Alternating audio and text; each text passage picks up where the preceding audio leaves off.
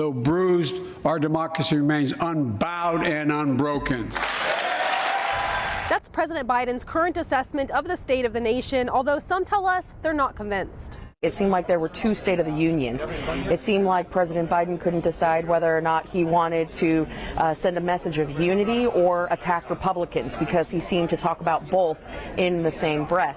President Biden accused Republicans of trying to cut programs like Social Security and Medicare, a comment that received immediate interruptions from Republicans. Here's a look.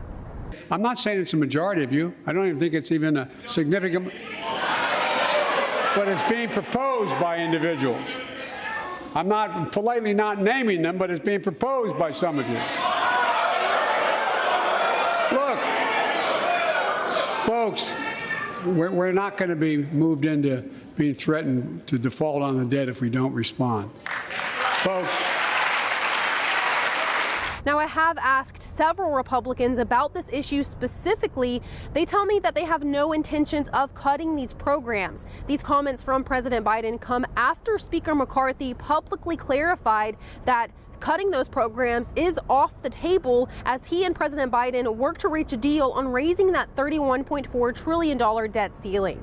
Now, as for the pandemic, Biden says COVID has lost its grip on the nation, praising his leadership in that recovery. Look to the government. We're going to solve your problems. The problem is we should never turn to the government to solve the problems that the government created.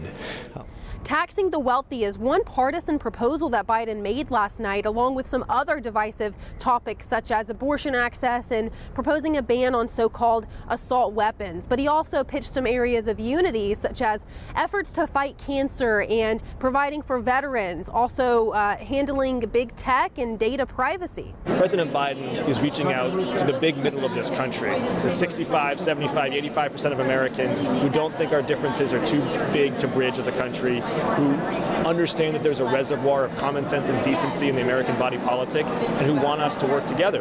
The president also vowed to stop the flow of fentanyl at the southern border by investing in more detection machines. And as for foreign affairs, the president only had these few sentences to say about China.